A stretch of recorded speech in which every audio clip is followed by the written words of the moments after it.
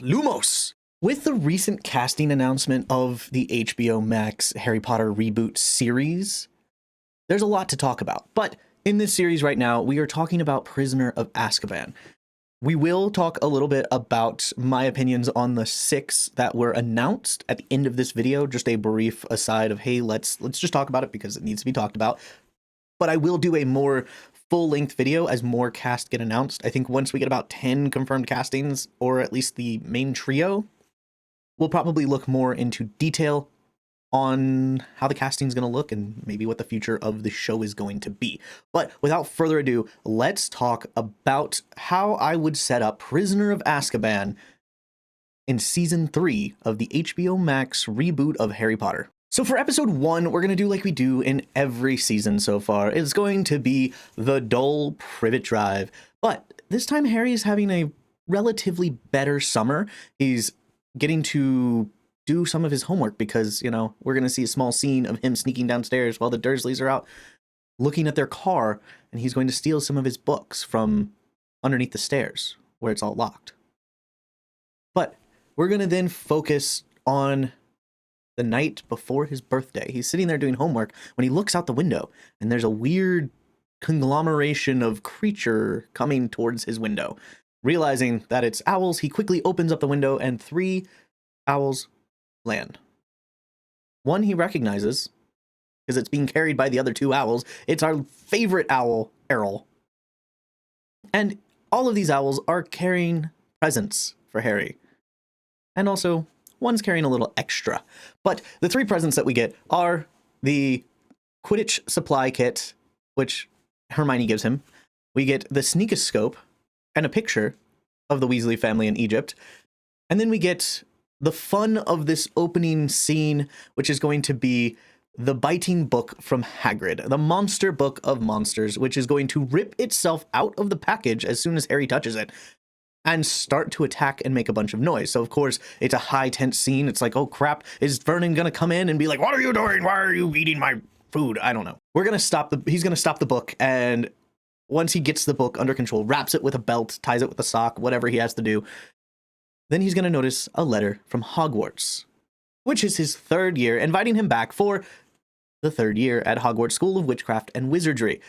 But in that letter is a permission slip, which is going to be kind of the whole thing for the episode, is Harry trying to get his permission slip signed until things happen. So that's the end of the opening scene. We're going to go into the next morning. It's breakfast. We come in on a news broadcast about Sirius Black, a known murderer that has escaped from prison. But what prison has he escaped from? I don't know. It didn't say. Maybe we'll find out. But that is by the by. It is Harry's birthday. And what does he find out the Dursleys have gotten him for his birthday? Nothing. They never get him anything for his birthday. They don't even remember his birthday. But what they do have in store for him is the wonderful Aunt Marjorie Dursley coming to visit for at least a week. So Harry is absolutely devastated because Aunt Marge hates him. But as Mr. Dursley starts to leave, he runs up and says, Uncle Vernon, Uncle Dursley, whatever he calls him, hey, fat tub of lord, can you sign my permission slip? And Vernon goes, no, behave. If she does, no. But what about her? I don't care. Behave. So the deal is struck. He'll sign the permission slip if he behaves while Aunt Marge is there, as long as he says he attends St. Brutus's school for criminally incurable boys. So, of course, Aunt Marge comes in and is lovely as always. She isn't lovely as always, ever, actually, and treats Harry like garbage. But Harry ensues because he really wants to go to Hogsmeade. But one night, for dinner, she starts talking bad about his mother. And it gets a little out of hand, and the wine glass that she is holding breaks, but it is chalked up to an accident. She's a beefy woman, and she's broken many a glasses in her day. So Harry is safe. Vernon's kind of suspicious, but for now, Harry is safe. Then the final night. We get to the final night of Aunt Marge's visit. She's about to leave. We're home free. We get to go to Hogsmeade. When she talks about Harry's father. And yes, Harry doesn't really know much about his mother and father. All he knows is that his mother and father sacrificed themselves to save him. But what child is going to hear about that and be like, I don't care about my mom and dad? So she starts to talk bad about his unemployed bum of a father and then starts to inflate as Harry is screaming at her to shut up about his father. As she starts to inflate, Harry realizes what he has done, realizes that he can no longer stay here because the ministry is coming after him. So he runs upstairs, gathers all his stuff, and leaves. Only to get out the door, down the road, and not realize where the hell he's going to go. Until he hears a rustling across the street. He holds out his wand. It goes, Lumos! And then almost gets hit by a bus. We see a glimpse of a black, shadowy dog right before the bus comes. Then we get to meet everyone's favorite character, Stanley Shunpike, the future minister of England. Stanley Shunpike is the conductor on the night bus. What you fall over for, he says. We get to ride the night bus, and what do we find out? Sirius Black isn't just a muggle escaped prisoner. No. He is the most dark wizard, besides Voldemort, that we have seen in decades. Killed 12 muggles and a wizard. Just for fun. He's a dangerous mass murderer, that Sirius Black. And Harry is now a little bit more weary of, Sirius Black apparently is a friend of Lord Voldemort, that man who's tried to kill me 3 times so far. I should probably look out for him. When they finally get to the Leaky Cauldron on the night bus, after finding out all this exposition, we hear a voice. There you are, Harry. We've been looking for you. Cut to black. All right, now let's get into episode 2 of season 3, where we pick up where we left off in episode 1, which is, there you are, Harry. We've been looking for you. Cut to Cornelius Fudge. We saw him briefly in the previous season when he took Dumbledore away. Well, took Hagrid away, but also just Malfoy showed up and took Dumbledore away as well. But we meet Minister Cornelius Fudge officially for the first time because, of course, Harry was under his invisibility cloak the first time. So he couldn't be like, Minister, we've met. Anyway, Harry, who is now sweating buckets because, oh crap, I blew up my aunt, I did underage magic, and then I ran away from the ministry, only to run directly into the head of the Ministry of Magic, Cornelius Fudge. And Fudge goes, I'm glad you've made it here alive. In so little words. Let's get a room. We need to talk. Harry is stressed. He's about to be expelled. Not only expelled, probably arrested and sent to Azkaban, where, unlike Sirius Black, he's not going to be able to escape. He gets into the private room, and Cornelius Fudge says, thank God you're alive. We were worried about you. Your aunt is fine. Your aunt and uncle said they'll take you back. Just don't come at Christmas.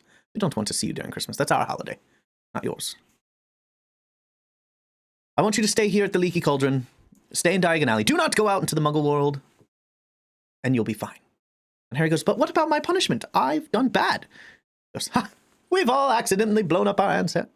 Harry, it's fine. You'll be fine. Just don't do it again. And stay safe. I'm not going to tell you why, but stay safe. And Harry goes, is it about Sirius Black? Have you caught him yet? And Cornelius Fudge gets very squirrely. He's like, no, yes, no, maybe. We have not caught him yet. That's by the by. Stay here, be safe, don't get into any trouble. Have a nice day. So, Harry gets to explore Diagon Alley, and of course, as always, we get to have a wonderful episode of just exploring Diagon Alley. We get to see things that we didn't get to see in the past 2 seasons of Diagon Alley. We get to see new sets. And we are also introduced to the Firebolt. Price on request. We get to hang out in front of Florian and Fortescue, where Harry gets to do his homework in the light of day rather than quietly scribbling on a paper, hoping his uncle does not wake up to catch him. So Harry gets to just enjoy Diagon Alley when one day he goes to get his books. He goes to Flourish and Blots, finds out, apparently the biting book is required, as well as divination books. He comes across a book where a shadowy black dog is on the cover of Ill Omens of Death. And he kind of shrugs it off. He's like, that's weird. But a couple days later, he then runs into Ron and Hermione on the last day of summer. Perfect timing. They're here to get their school supplies, but Ron's a little worried about Scabbers. We haven't really seen much of Scabbers. He's on and off in scenes. It's just, he's a rat. Rats are hard to deal with. But lately, Scabbers has been a little bit peaky. So Harry goes, I know a place we can go. The Magical Menagerie. They'll be able to take care of you. And Hermione goes, perfect. I was thinking about buying myself an animal for my birthday. So everybody's like, Hermione's going to get an owl. And she even says, I probably will get an owl. Harry's got Hedwig. You've got Errol. He goes, I have not got Errol. I've got this rat that looks like it's about to die. She goes, anyway, I would like an owl. So they go to the Magical Menagerie. Ron gets attacked by Crookshanks, the wonderful orange tabby. And Hermione ends up buying Crookshanks. And that's it for Diagon Alley. We then have the Weasley dinner in the Leaky Cauldron. Harry has to go back down to get the rat tonic that Ron left so he can pack up his bags, and overhears Arthur and Molly arguing about if they should tell Harry about Sirius Black or not. Well, I guess they don't have to now. Harry has overheard. The next morning, Arthur pulls him aside, and Harry goes, don't worry. I know. It's fine. You don't have to tell me. You don't have to break your promises. I already know. I'm sorry I overheard you, but you were a little bit loud. And then we end this episode on the train, just Harry telling Ron and Hermione what he's heard. There's a professor in the corner, Professor R.J. Lupin. I assume he's Defense Against the Dark Arts, says Hermione. And then the train stops, goes black, and starts to feel eerily cold. And that is when we meet the Dementors. The Dementor faces Harry. Harry faces the Dementor. Hears screaming, and it all goes black. And that is how we'll end episode 2. It's now the first week at Hogwarts. It's episode 3. So we end with the Dementor passing him out on the train. And so, of course, he's going to wake up. We get the sorting ceremony, all the fun stuff. It's going to be a little bit quicker for that stuff because there's not really much that happens. We do have the weird scene where Hermione needs to talk to Professor McGonagall about her classes, and then she comes out smiling that she's able to do her classes now. And Harry goes, okay, and kind of shrugs it off, but that's a clue for us. It's for us, not for him. For us. Well, and for Hermione. But we get our first week of classes. We get to see all the classes. The first day of class is care of magical creatures and divination, as well as a little bit of transfiguration, because there's some clues in there. So we get care of magical creatures. We get introduced to hippogriffs, specifically Buckbeak. Harry gets to fly on Buckbeak. We get a nice little scene with that, but Malfoy gets attacked. Hagrid literally said, don't insult the chicken bird. And what does the blonde-headed douchebag do? He insults the chicken bird. Bloody chicken. Come on. Do better. Anyway, we get care of magical creatures. It goes by about as well as it's expected with Hagrid and his beast fascination. Then we have to make our way to divination. Up in the North Tower of the Hogwarts Castle. On our way, we get lost and meet Sir Cadogan, Knight of the Round Table. You know, I once fought a dragon on my dapple grey pony. Scurvy dog. But as they go up to the North Tower, led by Sir Cadogan, who is on a quest! Exactly. They find Professor Sybil Trelawney, a unique divination professor, with her air of mystery. She seems to know what is to happen, but also doesn't seem all there. We'll have to experience more with her to figure out what she is all about. Hermione doesn't seem very impressed. She seems to scoff and make faces. She'll be behind Trelawney, just kind of making faces as Trelawney makes predictions. Which, side note, most of her predictions that she makes do come true. I think the only mentalism that she actually does is going to be looking at Neville and saying, is your grandmother well? Which will make him nervous because he's already lost 2 of his parents. He lives with his gran. We know that much. But then she goes, when you break my cup.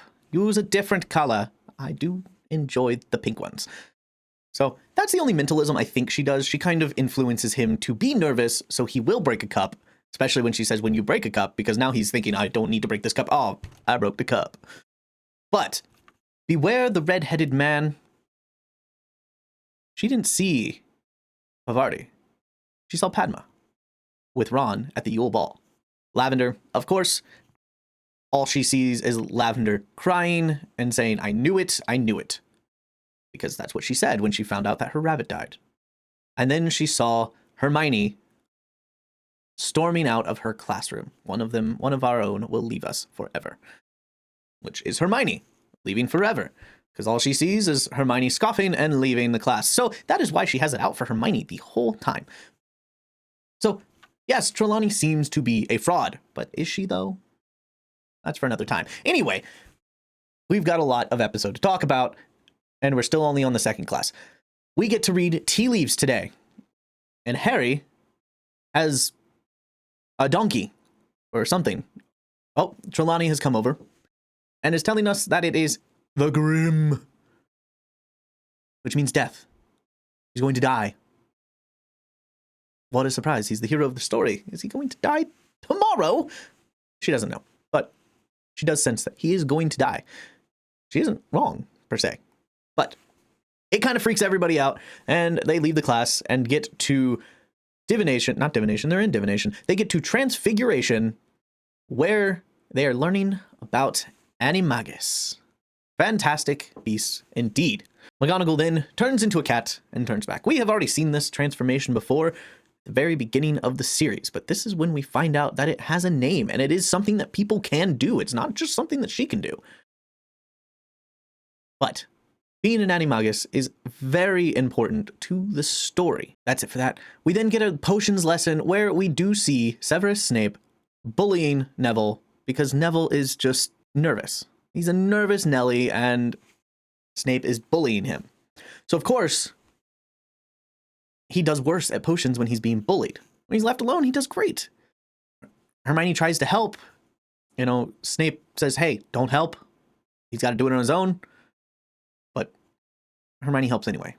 That's what Hermione does. Then we get Defense Against the Dark Arts. And what do we have? We have Professor Lupin going to give us a practical lesson about boggarts.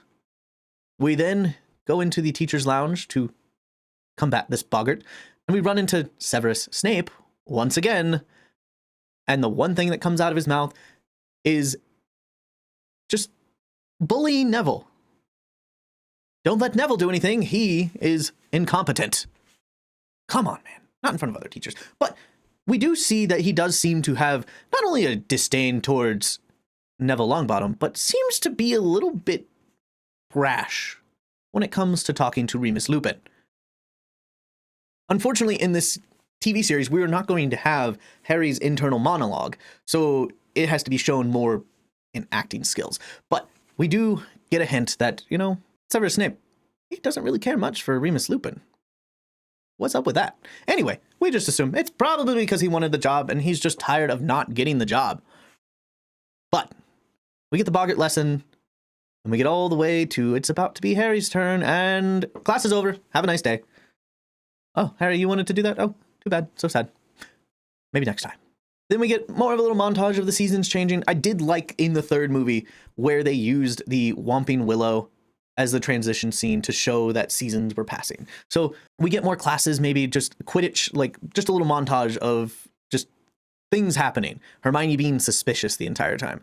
And finally, we get to Halloween. Troll in the dungeon, except for this Halloween, it's not a troll in the dungeon. It's a murderer in the Gryffindor common room. Or at least attempted Gryffindor common room. The murderer, he's still a murderer, not an attempted murderer, but the murderer attempted to get in the Gryffindor common room. And so we end up going to the fat lady who is hiding. And we're told, everybody's favorite poltergeist, Peeves, goes, yes, Sirius Black wanted to get into the Gryffindor common room, but the fat lady said no. And then he was angry. Sirius Black is in the castle. That's not good. That's not good at all. So then we end with everybody in the castle in the Great Hall as the professors search the grounds of Hogwarts. for nobody. So, Sirius Black has broken into the castle and everybody is on high alert. It's time for episode 4. This episode is going to be a very Quidditch heavy episode. It'll be fun. So we start the episode out with the first Quidditch match of the year. Gryffindor versus Slytherin. What? Malfoy still hurt? It's gonna be Hufflepuff. All right, change of plans. We are going to start the first match of the year, Gryffindor versus Hufflepuff. A dark, stormy, rainy day. Perfect for a Quidditch match. They're out on the field. It's just, you can't see anything. This is our first view of Cedric Diggory. We may have seen him in another episode, maybe the previous episode, just kind of, look, there's Cedric Diggory, because there is going to be some Quidditch and them talking about, the new Seeker, Cedric Diggory for Hufflepuff, also Quidditch captain. Was he not the Seeker before? He just happened to become the Seeker and captain in the same year, but it's also his 6th year. It's like, that's weird, but okay. So Cedric Diggory, we probably got glimpses of him, but this is when we get to see him in action. The Hufflepuff hero, the one and only person who is ever able to beat Harry at Quidditch. And that's what he does on a fluke. Because during the match, the Dementors come onto the field just right after Harry has now also seen the shadowy figure of a dog in the stands from a lightning strike and is like, is there a dog? Those are Dementors. All right, I'm going to fall off my broom. And so Harry falls off his broom. We wake up in the hospital wing to be told, yeah, you lost, bruh. Cedric caught the snitch. He was like, but I don't want it. Let's redo the game. Sorry, Cedric. As humble as you are for a Hufflepuff, you won fair and square. The better flyer stayed on his broom. Wait till you tell your kids. Anyway, some bad news for you, Harry. Your broom is broken. The Nimbus 2000, the broom that you have used in every game and has made you the best Seeker in Hogwarts history. I'm sorry, but it's gone. There's nothing you can do. So, this is a low point for Harry. He's lost his first Quidditch game. He seems to be just, being followed by professors. Everybody seems to be coddling him. It's the low point. He didn't get to go to Hogsmeade on Halloween. There's another Hogsmeade weekend coming up right before Christmas, and he's just feeling down. He lost his Quidditch match. He lost his broom. It's just one loss after another. Merry Christmas, Harry. Fred and George have a present for you. The Marauders map. We don't need it anymore. There's 7 passages out of the castle. One of them is blocked by the Whomping Willow. One of them is blocked by a cave-in. 4 of them Filch knows about, so I would avoid those because he probably keeps an eye on them, or at least has Miss Norris keep an eye on them. But this one here, behind the one-eyed witch, that one will get you into Honeydukes. And then into Hogsmeade. So, take this passage right here. Let us know how it goes. So, we get to go through the dark tunnel, get all the way to Honeydukes, sneak out, find Hermione and Ron in Honeydukes, right there. Just, hey, what a happenstance. You're in the place that I came out of a tunnel for. Coincidence? I think not. Anyway, they're like, let's go to the Three Broomsticks and have some butterbeer. So, Harry goes, he's sitting there, has some butterbeer, and oh shit, this is the last weekend before term ends. The professors also want to have a nice day. So we get Flitwick, McGonagall, and Hagrid coming down from the school to have a drink at the Three Broomsticks. And with them, Cornelius Fudge. Madame Rosmerta comes out and goes, Cornelius Fudge, your Dementors are scaring away all of my customers. And Cornelius Fudge goes, I know, they're horrible, aren't they? But we're going to keep them here and probably increase them, especially after what happened at the school. And Madame Rosmerta goes, yes, I heard, Sirius Black broke in. And McGonagall turns to Hagrid and goes, you can't keep your mouth shut, can you? And he goes, oh, I'm sorry. Shouldn't have told you that. They sit down and then they start to talk about why Sirius Black is so dangerous. And it's because he was the Potter's secret keeper. At this point, instead of just watching them talk about it, because we're not going to have the weird scene of Harry underneath the invisibility cloak kind of walking around like going where we're more like stressed that he's going to get seen. We're just going to have a flashback. I think it's going to be better. We see Dumbledore looking at young Dumbledore looking at the Potters. He's going to look like regular Dumbledore because it was only 10, 11, 12, 13 years ago, whatever. Going, I really would recommend me being your secret keeper. And them going, nah, we want Sirius Black as our secret keeper. That's it. That's the scene. So much easier that way. So then we cut back. Harry's shocked. We may have the scene too of from the point of view of just what is said about Peter Pettigrew saying, James and Lily, Sirius, really? You betrayed them. And then the street blowing up with Sirius pointing at him, blows up the street. At least it looks like he blows up the street. And then Sirius being arrested. That's all we got to do. Good story. Good flashback. We cut back. Harry's face is shocked. So are Ron and Hermione. And Harry, still hiding, watching the professors leave, looks at them, just shocked. And all of them just go, I didn't know. Then we cut back to the common room, them talking a little bit more about it. Harry being mad and devastated on the fact that, Hagrid knew. Hagrid knew all this and never said a single thing about it. He knew. He ran into Sirius Black the night his parents died. Never said a single thing. He's like, in the morning, we're going to see Hagrid because I want to find out more. Find out why he didn't tell me. So morning comes. They head down to Hagrid's hut. Hagrid's mysteriously there, but maybe not there. And they finally are able to get Hagrid's attention. And all of that anger dissipates when we find out that Buckbeak has been sentenced to death, pending an appeals process, but most likely gonna die because he's a creature. Kill it. It's fine. But Hagrid loves his creatures. So we find out now that there is going to be a court hearing for Buckbeak that Hagrid has to present. And Harry, Ron, and Hermione said, we'll help you. We promise. And so we get to Christmas Day, where Harry gets a firebolt. The broom of his dreams. He looked at it every day when he was in Diagon Alley. He was fascinated with it, but he didn't need one.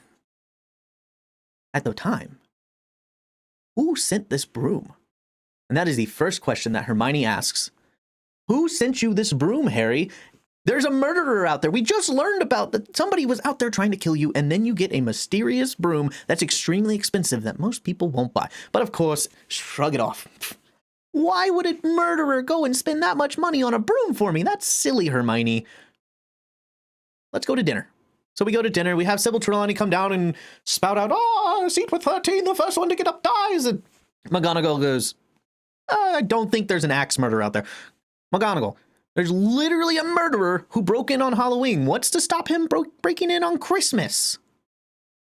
Come on, McGonagall. Get some perspective. Anyway, nobody dies. Yet. We get back to the common room. Hermione holds back as they head up to the common room. When they get to the common room, Harry goes up and grabs his broom and is sitting in the common room just admiring it. Ron is also sitting there agape. When Professor McGonagall walks in and says, is that the broom I've heard about? Can I see it? She takes it. She goes, I'm going to take this. Thanks. With an uproar, we find out Hermione tattled. But McGonagall says, you'll get this back. We just need to make sure it's safe once we strip it down. And of course, fighting ensues, and that is the end of that episode. Hermione, Ron, and Harry are all mad at each other. Well, Ron and Harry aren't, but they're mad at Hermione. Hermione's stressed out. Throughout this, she's starting to look more and more haggard just because of the time turner. She's not getting a lot of sleep. She's taking 12 classes, and not a great way. But that is the end of the episode. Christmas is over, and Hermione is canceled. Harry Potter got a firebolt, and then it was immediately taken away. Thanks, Hermione. In episode 5, we are going to learn the Petronis. In episode 4, it was talked about briefly. It will be in the episode. Harry talking to Lupin about trying to learn the Petronis charm. Part of it is because during that time we get Snape taking over for Defense Against the Dark Arts. Turn to page 394. Everybody knows that scene. I did not need to talk about it. It's going to be in there, of course, because that's a huge hint on the werewolf twist. But we get that. This episode is going to be Harry learning the Petronis and also the fallout of Hermione turning in the firebolt. So they're fighting the whole time. Hermione is still acting weird, but she's kind of in the background in this episode. It's a very Hermione light episode, except for at least one scene. We are getting the Petronis lessons in the beginning. Harry is struggling to learn the Petronis. We are starting to see more of what is happening to Harry when he experiences the Dementors with, now he's hearing his father's voice. We also see any time that Harry does talk to Lupin about his parents, Lupin starts to get a little bit squirmy. Like, he wants to be close to Harry, but knows he shouldn't. He doesn't seem to want to get close to Harry. And we're not really sure why. He seems like he keeps being drawn to Harry. Harry is drawn to him, but Lupin tries to keep his distance and doesn't want to grow attachment. Like, he's afraid that Harry may reject him. And this is more in a student-mentor bond, not in a weird, whatever. We're not even going into it. But Harry eventually is able to produce somewhat of a Petronis, more of a gaseous figure that does get rid of the Dementor boggart. We have a little bit of a talk of just, I hear my dad, blah, blah, blah. Stuff we know. It happens in the book, happens in the movie, so we don't need to talk about it too much. Harry seems to be grasping the Petronis. We then get the scene with Harry finally getting his firebolt back.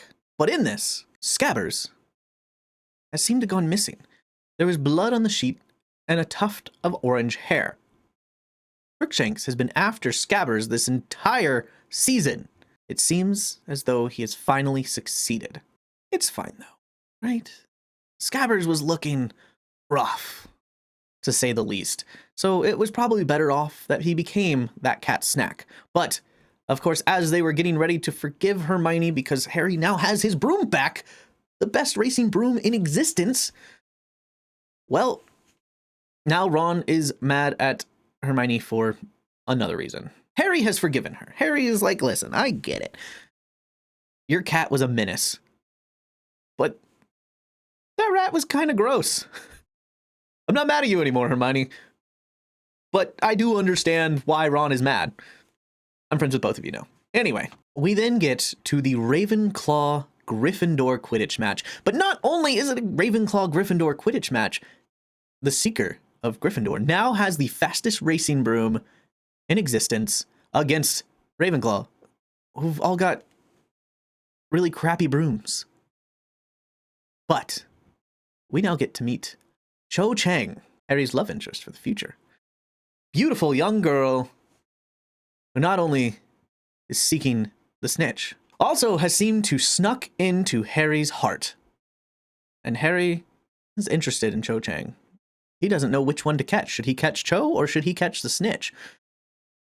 Cho wants the snitch, though.